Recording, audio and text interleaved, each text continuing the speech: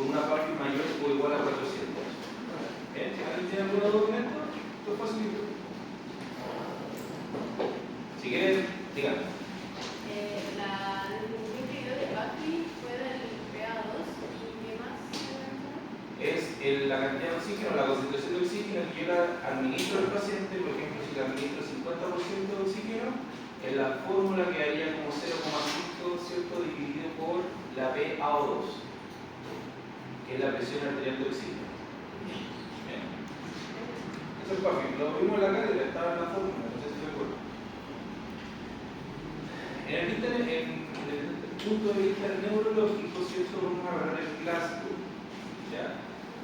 Donde Glasgow máximo, que es Glasgow 15, el paciente va a tener una puntuación de 0 y así, mientras mayor compromiso de conciencia vaya teniendo el paciente, yo le voy a dar una puntuación mucho más alta. ¿Ya?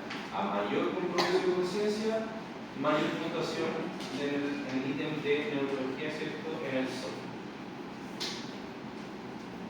A nivel cardiovascular, va a identificar o va a medir cómo está la hemodinámica del paciente. En este caso, ¿cierto?, si el paciente tiene unas presiones arteriales normales, ¿cierto?, una hemodinámica estable, que según la literatura es 120-80, sin uso de droga vasoactiva, el paciente tiene una puntuación de 0. O sea, si no tiene conflicto hemodinámico, puntuación de 0. Si el paciente posee una PAM, una presión arterial media, menor a 70 milímetros de mercurio, nosotros le vamos, por solo, ¿cierto?, le vamos a dar una puntuación de 1. Si el paciente tiene una PAM menor a 60 y además utiliza droga vasoactiva de forma leve, le vamos a dar una puntuación de 3, o sea, de 2. Si tiene una utilización de droga vasoactiva de forma moderada, ¿cierto?, o una dopamina mayor a 5, le vamos a dar una puntuación de 3. Y si las drogas vasoactivas están demasiado elevadas, ¿cierto?, para poder mantener una PAM cercana a 60 o 60-70, le vamos a dar una puntuación 4, puntuación máxima, ¿ya? Porque requiere un alto soporte cardiovascular. En relación a la coagulación, vamos a observar, ¿cierto?, en los exámenes químicos de hematología, la coagulación, cómo se comporta. Si las plaquetas son mayor o igual a 150.000, va a tener un puntaje de 0. Si tiene una puntuación menor a 150.000, 1, menor a 100.000, 2, menor a 50.000, 3, menor a 20.000, 4. Bien.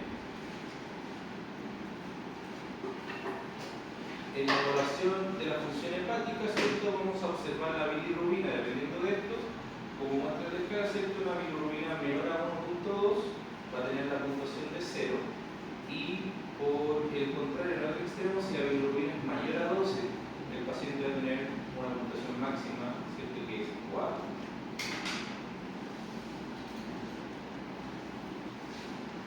Y en relación a la función renal y diuresis, vamos a observar en la química sanguínea la creatina o creatinina, ¿bien? Donde la creatinina menor a 1.2 va a tener una puntuación de 0, que es normal sin problemas renales, ¿cierto? Y una puntuación mayor a 5, o que el paciente esté en diálisis o requiera diálisis para mantener cierta función renal, o la depuración del sistema urinario, va a tener una puntuación máxima que corresponde a 4.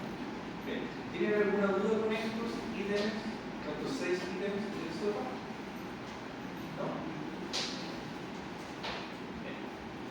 ¿Cuál es la interpretación clínica de eso? Una puntuación de 0 a 6 tiene baja mortalidad.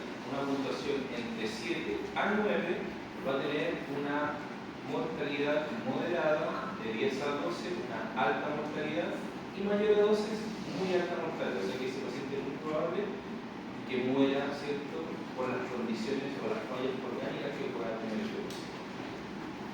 ¿Dudas? Ahora, desde el punto de vista kinésico, ¿qué nos interesa a nosotros? Si el SOP es alto, quiere decir que este paciente es un paciente muy inestable, un paciente que está demasiado grave y que probablemente yo a este paciente no lo voy a levantar, no lo voy a sacar a hacer ejercicio, ni tampoco lo voy a someter a una esterilización alta. ¿Por qué? Porque yo voy, si hago esas cosas, más probable es que este paciente sufra algún evento adverso o incluso que se desconfianza a tal nivel que el paciente pueda poner en riesgo aún más su vida. ¿Bien? Entonces, desde el punto de vista clínico, la prioridad de nosotros va a ser mantener una buena oxigenación. ¿Por qué? Porque mantener una buena oxigenación va a lograr que el paciente mantenga con una buena oxigenación los órganos que están en falla, ¿ya? Que puede ser uno, dos o más órganos. Además, mantener una buena ventilación. Ya sabemos que la ventilación está relacionada, ¿cierto?, con el sistema metabólico desde el punto de vista respiratorio. Si yo hiperventilo a un paciente, voy a hacer que este paciente barra más CO2, que elimine mayor cantidad o concentración de CO2, lo que va a permitir que si su pH está ácido, ¿cierto?, o bajo, voy a lograr compensar hiperventilando al paciente para regular esta alteración ácido-base y tratar de que los sistemas sigan funcionando. Bien. Ya, chicos, este es fácil, yo creo que todos lo manejan el rey y el derecho, el MRC, ¿cierto?, que básicamente evalúa los grupos musculares de la extremidad superior y la extremidad inferior. Bien.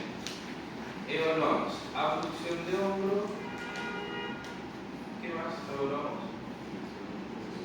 Flexión de codo. ¿Qué más?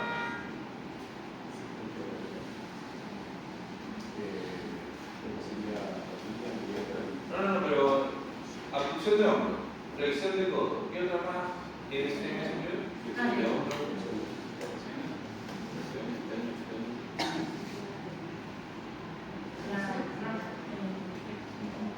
Dorsiflexión, ¿cierto? Dorsiflexión dominicana. Entonces, en extremidad superior, abducción, flexión, dorsiflexión dominicana. Bien. La puntuación va de 0 a 5. Ya la puntuación máxima es de 60. Si el paciente no tiene contracción, que es raro que el paciente no tenga contracción, lo que quiere decir que no tiene tono muscular, la puntuación es 0. ¿Cierto? Si el paciente tiene una contracción visible pero no logra ejercer un movimiento ni en el eje ni en contra de la gravedad, la puntuación es 1. Si el paciente logra realizar una movilización, ¿cierto?, pero sin gravedad, o sea, solo a favor de la gravedad, la puntuación es 3. Si el paciente hace un movimiento contra gravedad, la puntuación, perdón, era 2 anterior, y ahora si lo hace contra la gravedad es 3. Y si el paciente logra hacer una movilización contra gravedad con resistencia, venciendo la resistencia, la puntuación es 4. Y si logra hacer de la misma forma en todo el rango de movimiento, la puntuación máxima es 5. Bien. Y en extremidad inferior, ¿cuáles son los movimientos que evaluamos en el MRC? En cadera, ¿qué evaluamos? Flexión de cadera. En rodilla. No evalúa la flexión de rodilla. Extensión de rodilla. ¿Y el tobillo? Dorsiflexión plantar, ¿cierto? O extensión. ¿Ok? ¿Ahora evaluó solo ese movimiento?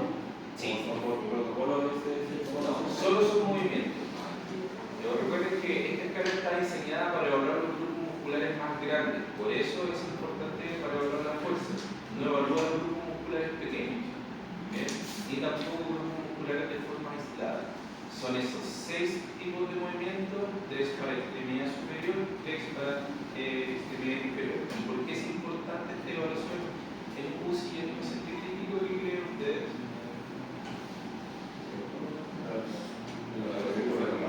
¿Cómo? Ya, sí, porque nos va a dar un predictor de qué tanto tiempo el paciente va a estar hospitalizado. También es cierto, porque nos da un predictor para decirnos si es que el paciente está en condiciones o no de poder realizar una movilización precoz. ¿Qué otra cosa? Para ver su fertilidad y una fertilidad. Para ver su fertilidad, ¿cierto? Porque si tiene un MRC bajo, el paciente tiene una alta probabilidad de padecer, o si es que ya no está padeciendo, debilidad tibial-ósea. ¿Qué otra cosa? Es importante en el área kinésica desde el punto de vista respiratorio y uso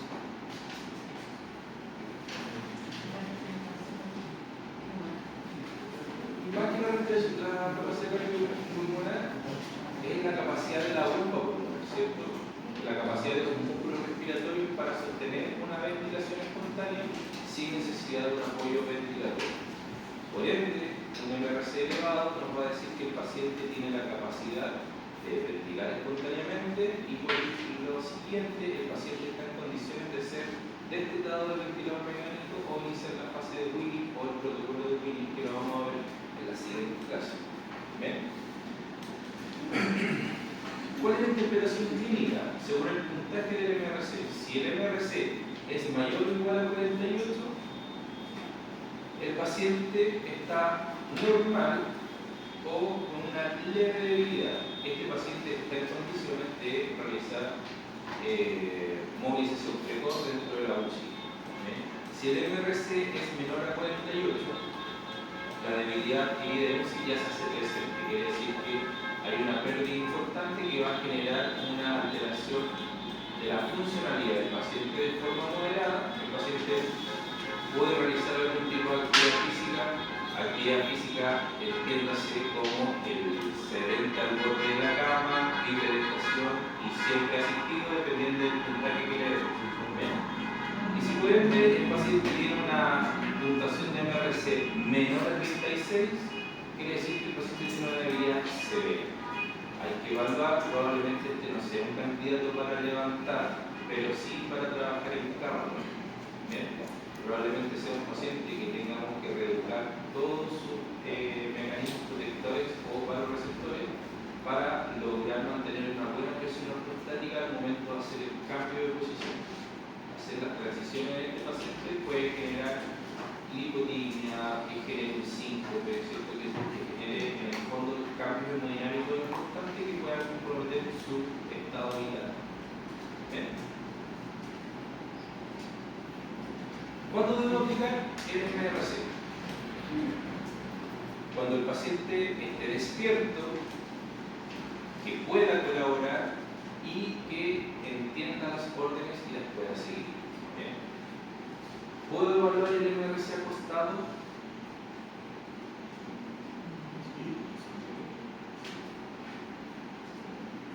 Vuelvo a formular la pregunta. ¿Es idóneo realizar el MRC acostado? No. ¿Por qué? ¿Cómo? Sí, probablemente salga sesgada la puntuación, probablemente esté mucho menor la puntuación. ¿Por qué? Porque ya va a estar haciendo todos los movimientos de extremidad inferior, por lo menos, en contra de la gravedad. Entonces, probablemente, si el paciente tiene una debilidad moderada, no puede hacer estos movimientos versus lo que sí podría hacer, ¿cierto?, si estuviera sentado.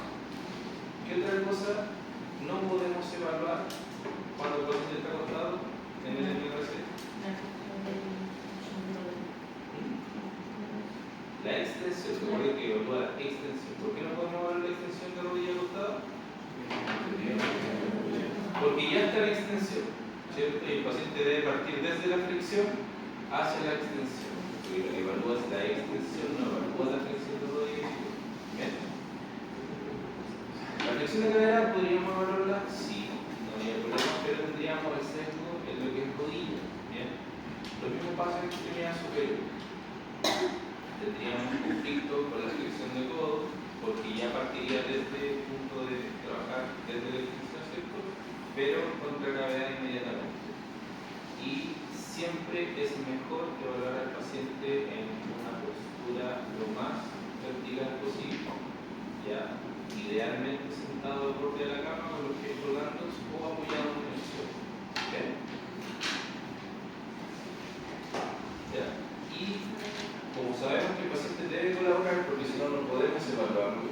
Ya, esta es una evaluación activa, no es una evaluación pasiva. El paciente debería tener un RAS que estuviera dentro de menos 1 a más 1. ¿Recuerdan de la escala RAS que la vimos en carrera? ¿Cuándo no debo aplicar el MRC? Cuando la sedación es profunda o que tenga una puntuación de RAS menor o igual a -2, ya -2, -3, -4. A ese paciente no le puedo evaluar porque, según esta puntuación, quiere decir que el paciente no colabora, no está atento y no entiende órdenes, o simplemente, si tuviera la puntuación mínima, el paciente no está despierto. Bien. Si el paciente presenta delirio severo, tampoco, porque al estar en delirio puede ser que el paciente esté agitado, que no obedezca órdenes, o que, si bien me presta atención a lo que yo le digo, no logre ejecutar la orden que yo le estoy dando. Que en el caso de la cadera sería levante la rodilla como llevándola hacia el pecho, ¿cierto? Probablemente haga cualquier otra cosa porque está en delirio o no logre ejecutar la orden. Que el paciente no coopera, ¿cierto? Y que tenga un compromiso neurológico agudo como lo hablamos recién. ¿Por qué no aplicarlo en este caso? Porque no va a ser reproducible. O sea, lo que yo evalúe probablemente al día siguiente, como está con este trastorno neurológico, sea diferente lo que evalué mi colega de lo que yo evalué. Y los datos, ¿cierto? Yo lo voy a conocer. Justo conmigo estaba despierto, pero en la mañana estaba muy delirioso. Y cuando estuvo despierto, yo justo lo encontré en el mejor timing, le evalué el MRC y me dio un MRC de 60, que es un ejemplo.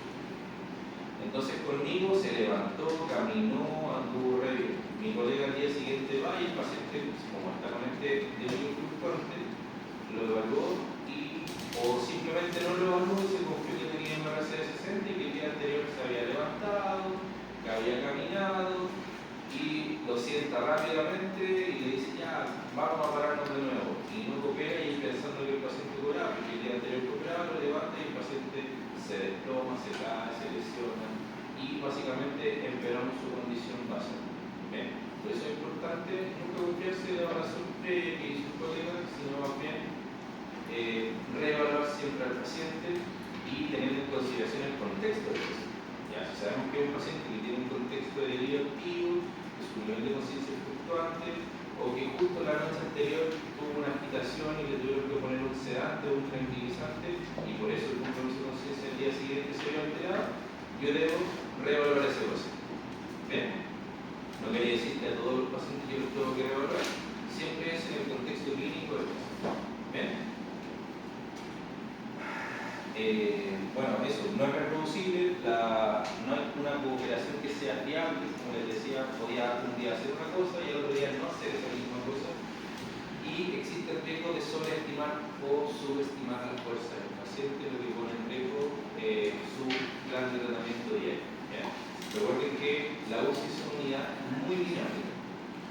Puede ser que un día esté de una forma, que el tratamiento sea muy prometedor un día y que al día siguiente sea muy desfavorable, que no logre hacer lo que hizo el día anterior, incluso durante el mismo día. Puede ser que en la mañana trabajamos normal, que en la tarde ya hubo compromiso, trabajamos menos, y en la tarde-noche el paciente no quiso trabajar porque no estaba cooperando, estaba delirioso, estaba agitado, y el plan kinésico en cada uno de esos momentos durante el día fue diferente. ¿Bien? Entonces, eso lo tienen que tener muy claro. No siempre el paciente va a estar como lo evalué la primera vez. Cada vez que entro en él, lo tengo que reevaluar y ver si es que el paciente puede o no lograr los mismos motores y los mismos objetivos kinésicos durante el mismo día o de un día a otro. ¿Bien? Entonces, ¿qué hacemos nosotros como kinesiólogos? Si el paciente está en una fase aguda, ¿cierto?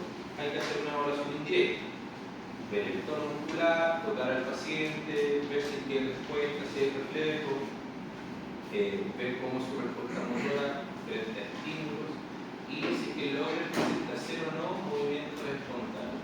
¿Qué quiere decir? Que yo tengo que observar al paciente como si se mueve la cama, si está inquieto, si mientras se mueve hace flexión de rodilla, si hace flexión de cadera, si es que apoya los pies para levantar la cola y acomodarse porque se baja mucho con el movimiento, si se agarra de las barajas. Todo eso me va a dar de forma subjetiva una idea generalizada de cómo es el MRC de mi paciente.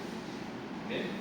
Entonces, si bien el MRC es muy utilizado en UCI porque nos da un estado cuantitativo de la fuerza del paciente, porque yo al poder darle un número a este paciente le puedo dar una puntuación y con eso tener un parámetro evaluable, reproducible, ¿cierto? Y objetivo de cómo es la fuerza del paciente. Bien. Y una vez que el paciente mejore, ¿cierto? Pase esta fase aguda donde no podemos hablar de MRC de forma fiable y confiable, evaluar recién el MRC, ¿cierto? Y dar la definición de cuándo iniciar la movilización entre todos los pacientes.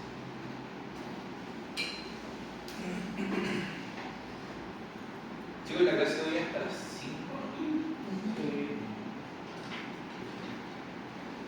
Bien, ¿cuál es el valor clínico real del MRC? ¿Cierto? Un MRC bajo, que tenga una puntuación baja, menor a 36, ¿cierto? Se asocia con mayor tiempo de ventilación mecánica. ¿Por qué? Porque este paciente no va a tener la capacidad de sostener una ventilación de forma espontánea sin el apoyo del ventilador mecánico. ¿Bien? Entonces, si yo llego a extubar a un paciente que tiene un MRC bajo y yo sé que su musculatura es altamente fatigable porque lleva muchos días de ventilación mecánica, muchos días con relajo muscular y con sedación profunda, este paciente yo asumo que tiene un deterioro respiratorio, un deterioro de la musculatura ventilatoria y musculatura en general. Por ende, no sería un candidato o es muy alto el riesgo de reintubar a ese paciente si es que yo lo logro extubar.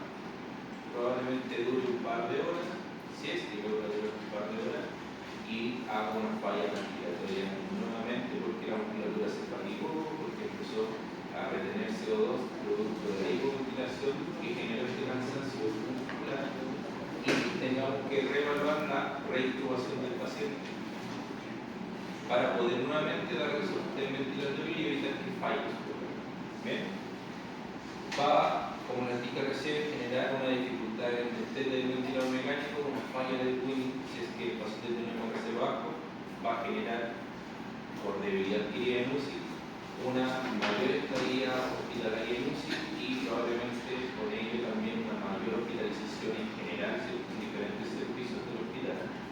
Y claramente tiene un peor pronóstico funcional.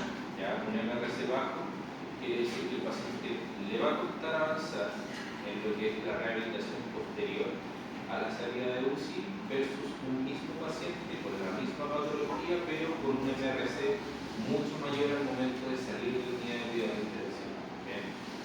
Mientras menor el MRC, tiene mayor probabilidad de que el paciente falle en cualquiera de sus progresiones, ¿cierto?, en la rehabilitación. ¿Ya? Chicos, ¿alguien tiene alguna duda con lo que es el SOFA y con lo que es el MRC? ¿No? ¿Ya? Ahora vamos a pasar a la interpretación de los gases arteriales. ¿Ya? Esto es importante porque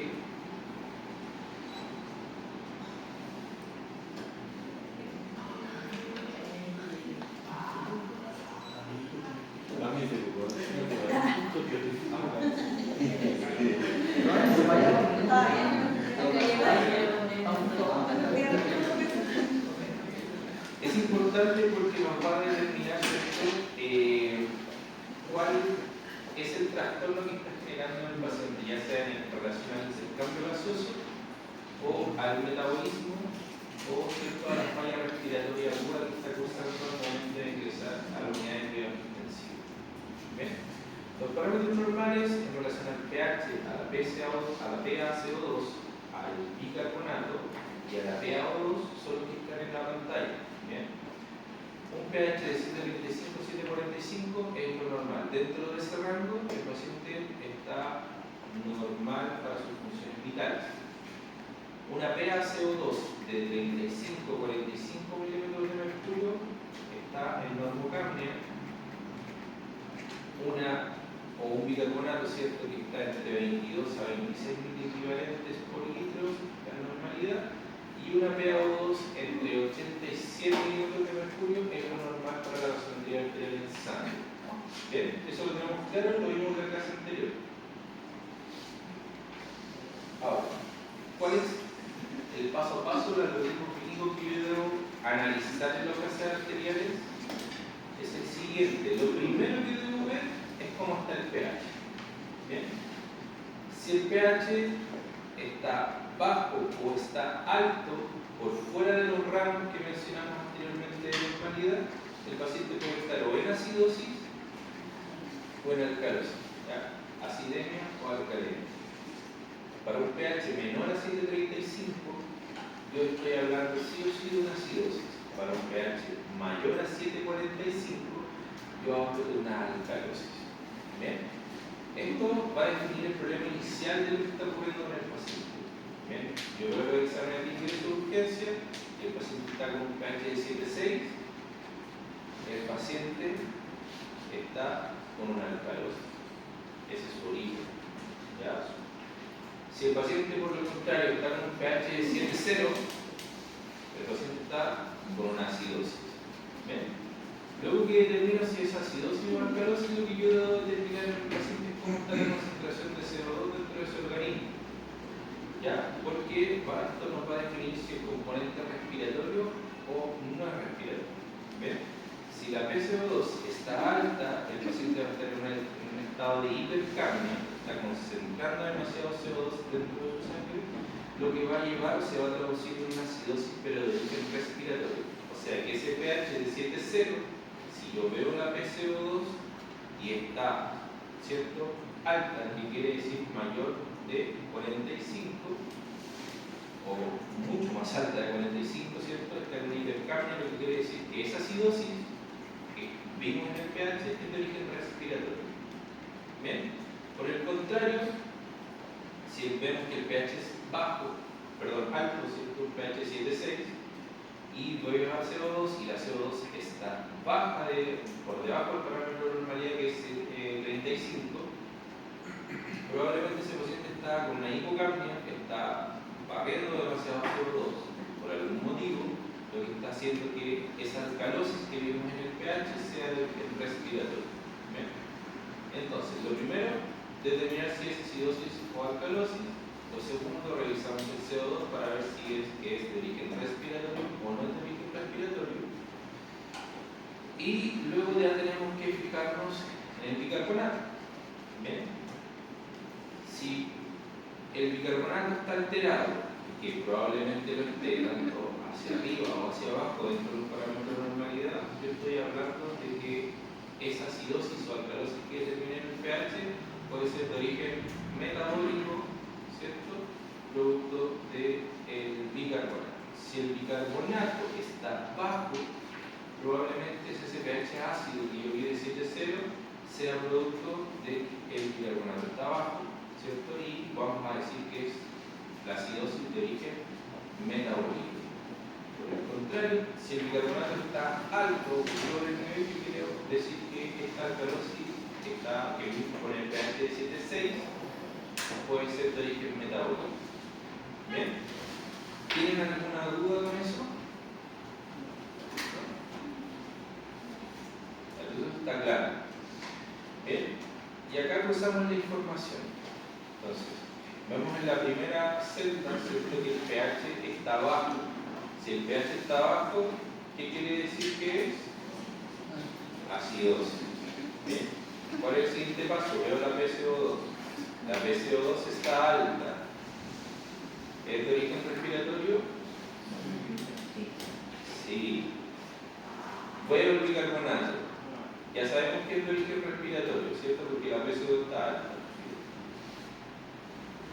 Si el bicarbonato está normal, no hay duda, la acidosis es respiratoria. Pero ¿qué pasa si el bicarbonato está alto?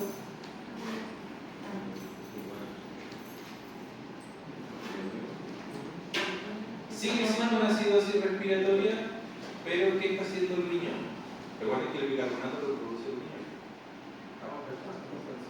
Está compensando la acidosis respiratoria. Entonces, yo puedo ver o determinar un patrón de acidosis respiratoria si el pH es bajo, si la PCO2 está alta, si la PCO2 está normal, si el bicarbonato está normal, con esta PCO2 alta y con el pH bajo, y además puedo confirmar una acidosis respiratoria si esto se mantiene y además el bicarbonato está alto, y yo puedo decir si el bicarbonato está alto, la CO2 está alta y el pH es bajo, está con una acidosis respiratoria compensada. o que se está compensando desde el punto de vista renal. ¿Bien? ¿Se entiende? Porque en caso de que estuviera hacia abajo, Si estuviera hacia abajo, te lo vamos a ver. sería necesario. Sí. Ya. Ahí aparece que es lo más común que ustedes van a ver en un paciente clínico, ya que la acidosis o la alcalosis sea mixta. Bien. Es raro ver una alcalosis mixta, no es muy frecuente. Lo que sí se conoce son las acidosis de origen mixto. ¿Ya? ¿Y por qué pasa esto? Porque el riñón empieza a liberar bicarbonato y llega a un punto donde el riñón ya no se la puede y ¿qué hace? Hace falla renal. Al hacer falla renal se deja de producir bicarbonato, se utiliza todo el bicarbonato existente en el sistema como solución bajo, ¿cierto? Y va a disminuir la concentración de bicarbonato a medida que se vaya utilizando el bicarbonato para compensar. Y una vez que ya dejó se dejó, hizo falla renal, dejó de producir bicarbonato, el bicarbonato en exceso que estaba en el sistema se utiliza, la concentración baja y se produce una acidosis metabólica de origen metabólico más una acidosis respiratoria de origen respiratorio. ¿Bien? Por el contrario, ¿cierto? Ahora nos vamos a la alcalosis. Vemos que el pH, perdón, a la acidosis metabólica, vemos que el pH está bajo, quiere decir que está con una acidosis, lo determinamos. Vamos a la PCO2, vemos que está baja, no es de origen respiratorio. Vamos al bicarbonato, y el bicarbonato está bajo. ¿Qué quiere decir si el bicarbonato está bajo? Que hay una acidosis que es de origen metabólico porque el riñón hizo falla y no está compensando. ¿Ven? Ahora, en relación a la alcalosis respiratoria, veo que el pH está alto, ¿cierto? Por sobre 7,45, quiere decir que está alcalótico el paciente.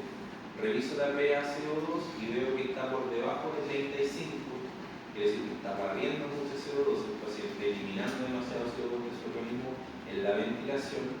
Por ende, si el bicarbonato, o sea, si el pH está alto, la PaCO2 está baja, yo digo, es de origen respiratorio, la alcalosis. Y veo el bicarbonato, si el bicarbonato está normal y esto está bajo y esto está alto, quiere decir que es alcalosis respiratoria sin compromiso, ¿cierto? Renal. Pero si además el bicarbonato está bajo, quiere decir que hay una alcalosis de origen respiratorio que está compensando desde el punto de vista renal. ¿Ven? Y para la alcalosis metabólica vemos el mismo pH que sigue estando alto, ¿cierto? Sobre 7,45, con una PaCO2 que está alta y un bicarbonato que está alto. ¿Okay? Quiere decir que el paciente está con una alcalosis de origen metabólico. ¿Ven? ¿Dudas? ¿Claro? Está súper que así como un pelo manzana. Aquí vemos un ejemplo. Por ejemplo, en la gasometría arterial vimos que el paciente tiene un pH de 7,28, una PCO2 de 55 y un bicarbonato de 24. ¿Cierto? Vamos al paso 1, determinar si el pH es alcalótico o es acidótico. 7,28 es bajo el porcentaje mínimo, ¿cierto?, de normalidad, y quiere decir que el paciente está en una acidosis o una acidemia. Bien. Paso 2, revisar el bicarbonato, perdón, la PCO2. Vemos que la PCO2 está en 55, según el rango de normalidad es entre 35 y 45. Que esté en 55 quiere decir que la PCO2 está alta y el origen de esa acidosis o acidemia es producto de la respiración. Bien, ¿cierto? De origen respiratorio. Vamos al paso 3, que es verificar el bicarbonato y vemos que está normal. No es de origen metabólico de forma primaria. ¿Bien? Entonces, el diagnóstico sería acidosis de origen respiratorio. ¿Bien?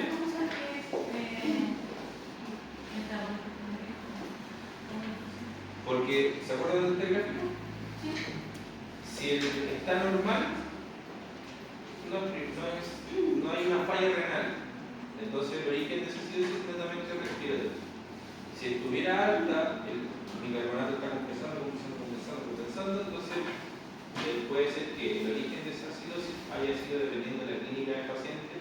Si, por ejemplo, hizo una cetoacidosis diabética, probablemente ese paciente esté haciendo una acidosis metabólica que puede estar compensada con una acidosis respiratoria, por eso hace un conjunto mixto. ¿Ven? ¿Claro con este ejemplo? ¿Sí? Ya. Por ejemplo, acá vamos a ver un ejemplo de una acidosis mixta. ¿Qué es lo que más van a ver en UCI? ¿Bien? Un pH de 7,1. Sabemos que, según el algoritmo, sabemos que una acidosis, una acidemia, la CO2 está en 60, está elevada, y el bicarbonato está en 18. 18 es bajo, ¿cierto? ¿Y qué hablamos delante si el bicarbonato era bajo y la CO2 está alta y el pH está bajo? Que probablemente ese paciente hizo una acidosis de origen respiratorio. Inicialmente el riñón empezó a compensar, aumentó la CO2, pero le hizo falla renal. Al hacer falla renal, automáticamente deja de producir bicarbonato y el bicarbonato en exceso se consume para tratar de amortiguar esta acidemia. Y una vez que ya se consume todo y como hay falla renal no se sigue produciendo, ¿qué pasa con el bicarbonato? Baja su concentración. En ese caso estamos hablando de lo que les expliqué recién, que es una acidosis respiratoria o una acidosis mixta también. Que puede haber sido que su inicio fue respiratorio y luego se transformó en mixto porque hizo falla renal. ¿Bien? Normalmente llegan así los pacientes con cetoacidosis diabética. Así llegan. ¿Bien? Este es un paciente que sí o sí va a requerir apoyo ventilatorio para compensar esta falla, porque ya su organismo no está compensando. Lo que más puede hacer compensación sola es que tener una CO2 que la mantenga en 60, que es demasiado alta para corregir esa acidosis que produce ese pH de 7,1 o 7,10, ¿cierto? Entonces lo que yo debo hacer es hiperventilar al paciente. Debo sedar al paciente para que el cuerpo, ¿cierto?, el sistema en general descanse, inhibirlo y que el trabajo respiratorio lo haga el ventilador mecánico. Bien, para eso el paciente se seda, se hace una secuencia de intubación rápida, se intuba al paciente, se conecta al ventilador mecánico y yo como kinesiólogo debo programar ese ventilador mecánico de forma tal que me permita barrer esa CO2. ¿Bien? Dígame. ¿El que igual intuba? No. El kinesiólogo dentro del equipo que realiza la intubación es el encargado de todo el equipo aéreo. Verificar que el sistema de aspiración esté conectado, que esté armado, que esté con todos los dispositivos necesarios, que el AMBU listo, que el oxígeno esté listo, que el ventilador esté programado de forma previa, que si vamos a revisitar camnógrafo, que el camnógrafo esté instalado, que esté configurado, verificar cuáles son los tubos de intubación que va a utilizar el médico, ¿cierto?, para intubar, revisar el laringo, tener a mano una jeringa para inflar o desinflar el CAP, tener el calfómetro a mano, y estar atento, ¿cierto?, a los tiempos que hace efecto la sedación que le inducen al paciente para poder desconectar el no invasivo, si es que está con un dispositivo no invasivo, o sacar una interfaz que esté administrando oxígeno en alto flujo, para poder desconectar, cambiar, conectar el AMPU, darle al AMPU la bolsa de reanimación manual, conectarlo a la red de oxígeno, dar todo lo que da de oxígeno, que son un poco más de 15 litros, y verificar que esté listo y disponible para, en el caso eventual que hubiera una intubación dificultosa y el paciente, el médico no logre intubar o ganar el tubo a la primera vez. ¿Bien? Porque el paciente va a estar sedado con relajo neuromuscular, lo que va a evitar que el paciente pueda respirar de forma espontánea. Al no respirar de forma espontánea, la presión negativa que hay en el pulmón, producto de la tensión muscular y, ¿cierto?, la diferencia de presión que hay entre la presión transpulmonar y la presión pleural, va a volverse positiva. Al volverse positiva, va a generar un colapso alveolar. Y ese colapso alveolar va a significar que haya zonas pulmonares que no son ventilables y por ende la saturación va a caer y puede que el paciente haya un paro cardiorrespiratorio y muera. Bien. Entonces, mi función es evitar que eso pase. ¿Y cómo evito que eso pase? Teniendo una cánula mayo a mano, ¿cierto? Y yo voy a poner por encima de ese lengua para evitar que la lengua bloquee el paso de aire cuando yo conecte la máscara de reanimación manual con el oxígeno a todo bloquear y empezar a bucear para mantener una oxigenación adecuada, ojalá con una válvula de grip para evitar que la presión pulmonar que yo voy a generar con el AMBU se pierda cuando hago la expiración del paciente, ¿cierto? Cuando dejo de comprimir la bolsa de reanimación. Entonces, esas son las funciones del kinesiólogo, estar atento ante cualquier evento que pueda surgir producto de alguna alteración de la vía respiratoria. ¿Bien? Bien, o fue más enredado. Mira, al comienzo pareciera ser bien complejo, pero la verdad es que algo tan rutinario que en el día nosotros lo cuando está así muy movido tenía 4 pacientes. Y es algo rutinario que se ve casi siempre. Es poco los periodos de tiempo donde hay poca incubación o el turno se mantiene tranquilo. Entonces se hace algo constante que después se hace fácil. Pareciera que sí es difícil, pero no es difícil. Sobre todo si manejan los conceptos fisiológicos de por qué ocurre cada cosa, van a tener las capacidades y herramientas para poder resolver desde el punto de vista clínico. Y no resolver porque lo vieron, lo escucharon o el propio les dijo que se sigue así. Ya, claro con esto entonces, acidosis mixta. Entonces, si nosotros vemos que una PCO2 está alta, ¿cierto? Quiere decir que el paciente está con hipercapnia y el problema es de origen ventilatorio.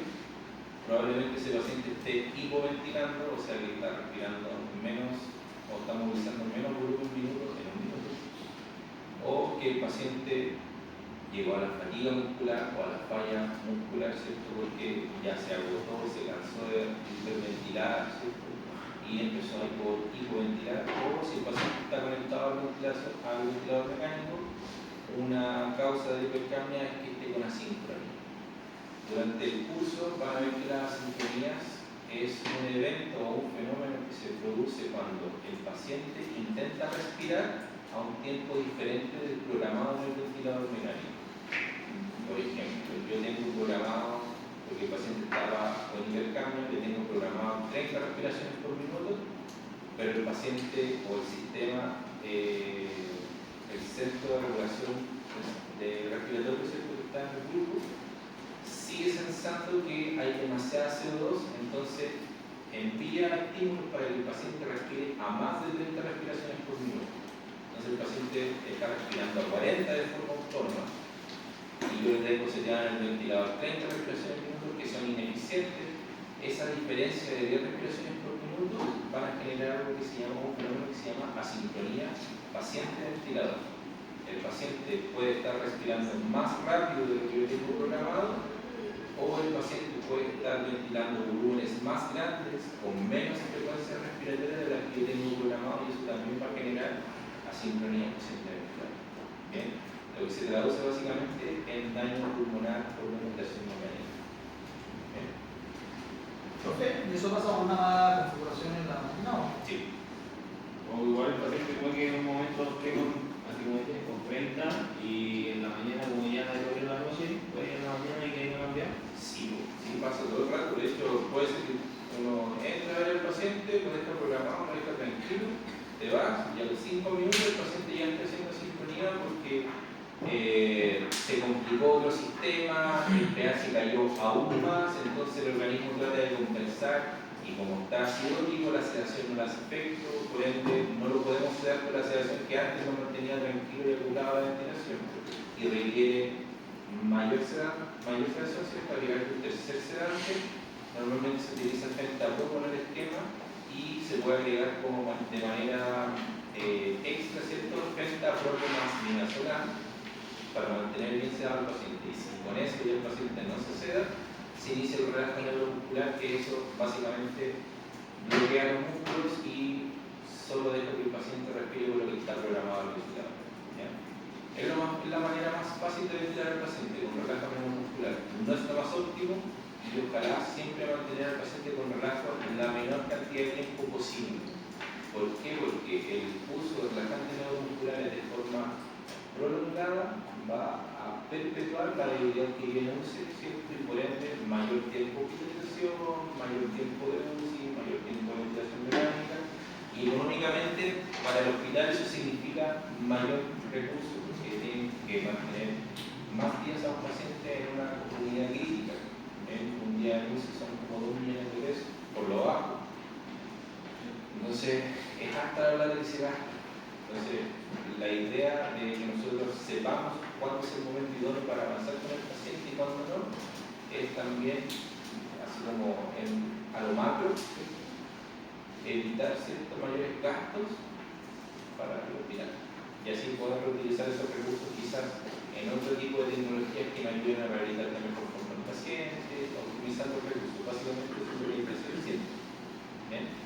Pero como idea principal, el bienestar del paciente. O sea, si puede ser que el paciente esté mal programado en el ventilador mecánico, y eso es error humano, y eso se puede corregir sabiendo qué es lo que le está pasando al paciente y entendiendo los procesos fisiológicos.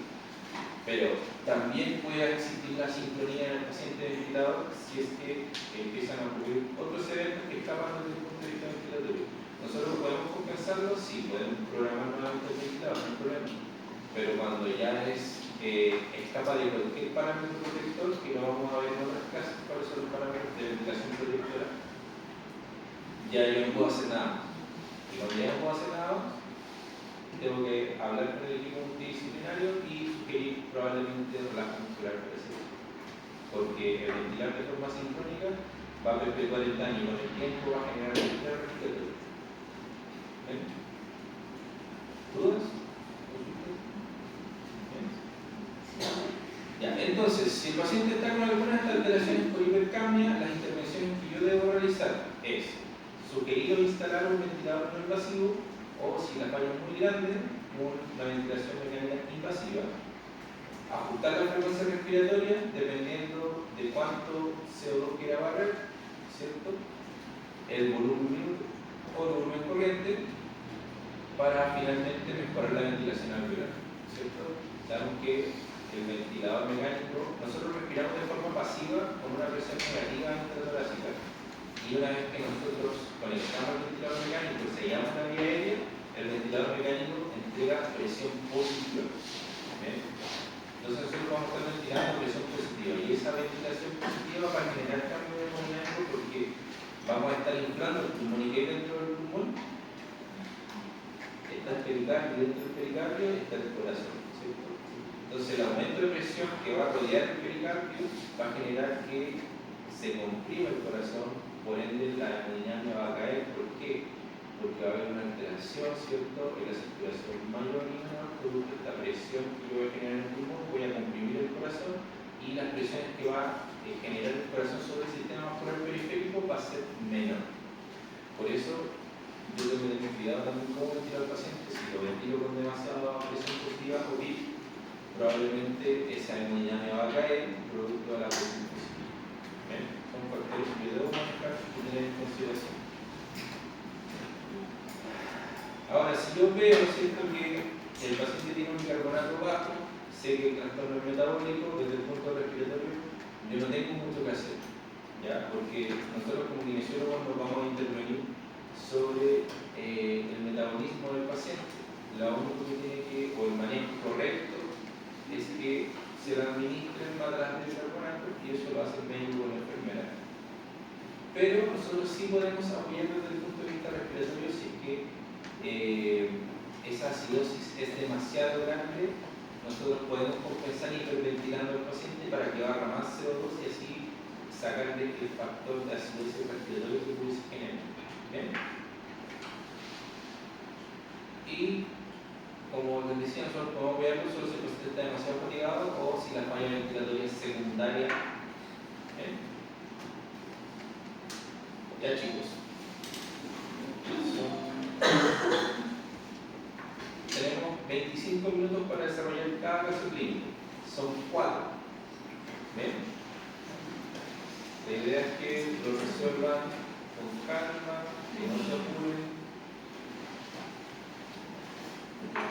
y vayamos resolviendo las dudas de a poco. ¿Puede bajar un poquito al... ¿Tiene mucho frío? No. ¿Sí, podemos?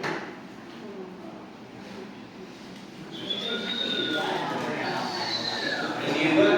No, individual. Ya, un polerón, todo. Ya ¿Sí?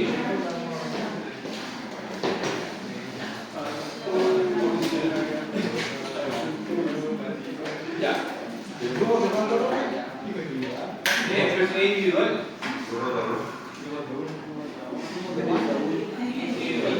Ya. Los objetivos son evaluar escala RAS, aplicar el CAM input que lo vimos en clase, etc. Decidir si se puede aplicar el MRC o no, calcular el SOFA, interpretar gases arteriales y la toma de decisiones clínicas reales para este tipo de pacientes. ¿Bien? Ya chicos, caso clínico 1. Paciente masculino, 68 años, hepático, en ventilación no invasiva. Los gases arteriales, KH725, PaCO2 de 70, bicarbonato de 32. Evaluaciones neurológicas. Agitado, intenta sacarse la máscara, ojos abiertos de forma espontánea, obedece parcialmente. Otros datos, plaquetas 180.000, creatinina 1.1, bilirrubina de 0.9, PAM de 75. Las preguntas a responder son: calcular el RAS, se puede aplicar CAMIQ y cuál es el resultado probable, se puede aplicar MRC y por qué, calcular SOFA aproximado y determinar el tipo de trastornos ácido-base. ¿Bien? ¿Y cuál es la conducta kinésica? La voy a dejar ahí, no la voy a sacar, así que...